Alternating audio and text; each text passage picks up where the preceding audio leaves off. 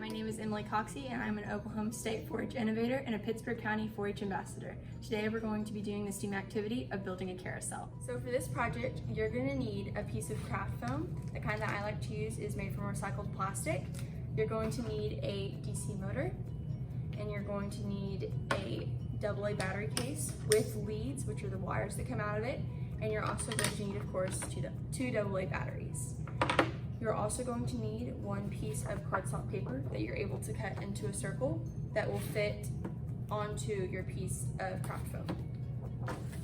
You're going to need a piece of duct tape that's around 47.1 centimeters or 20 inches.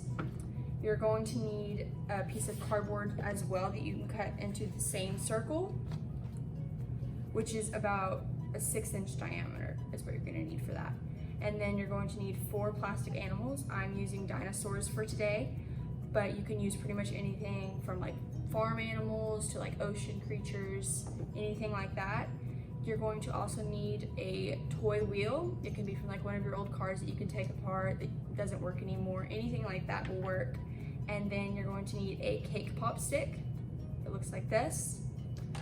And you're going to need a floral craft burner, which for today's I will not be using this, but you're going to need one to help with making your holes on your craft foam. You're also going to need some Elmer's glue, just some school glue. And you're going to need wire cutters. They look just like this. And you're going to need some regular scissors, of course. You're also going to need a soda bottle cap. So any soda, any kind works. And you're going to need a rubber band cut in half, basically. And you're also, of course, going to need a Dremel tool to use on your soda pop cap. You also have the option of putting a cover on top of your carousel, and you can do that with tissue paper or paper. This project is going to be from approximately 6th graders to 12th graders. So your first step that you're going to do is you're going to draw a circle on your cardstock piece of paper using this outline, and then you're going to cut it out with a pair of your regular scissors, of course. So once you've cut it out, you can decorate it any way you want, and then you're going to glue that onto your piece of card foam right here, your little plastic foam. And once you do that, you're going to use Elmer's glue to do that. After you do that, you're going to take your piece of duct tape that you cut, should be able to fit the circumference of the circle, and whichever side is more jagged, put that side on the bottom, and you're just going to tape it around. The reason I do this is so it does not, the little plastic stuff doesn't fall off everywhere, and it looks a lot cleaner. So your next step that you would do is you would take your little soda pop cap, and you're going to use your Dremel tool, and you're going to Dremel 2 small little holes right next to each other. So you're going to take your DC motor after those holes have been drilled, and you're going to feed your wires one at a time through those holes until you get it where your DC motor sits right inside of your little soda pop cap. So the next step, what you're going to do is you're going to glue your DC motor to your bottle cap. Before you do that though, be sure that your wires are still connected to your DC motor, because if not, then they're not going to work. Once you do that, you're going to cut a hole.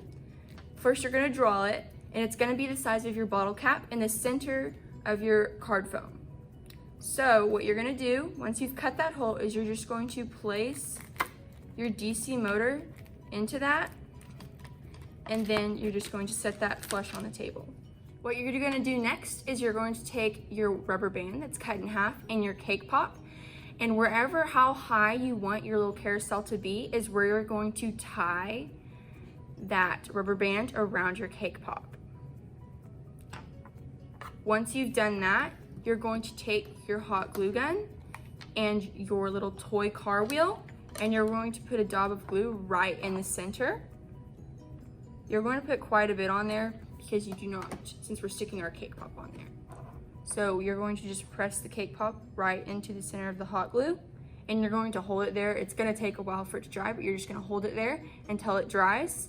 and then you might add a little extra on top afterwards. So your next step, once you have glued all of this down and made sure you tied your rubber band tight enough, you're going to put your wheel, has a little hole on it and it fits your DC motor. So you're just gonna put that right on top of that to where it can spin freely and it doesn't get stuck on anything. Your next step that you're gonna do is you're going to draw a circle with a 6-inch diameter on each side. So you're going to draw it to where you can really see it. So I like to use Sharpie to draw it so you can just see it. And then you're going to poke a hole with your DC motor in the middle, right in the center. And you're going to poke 4 more on each corner.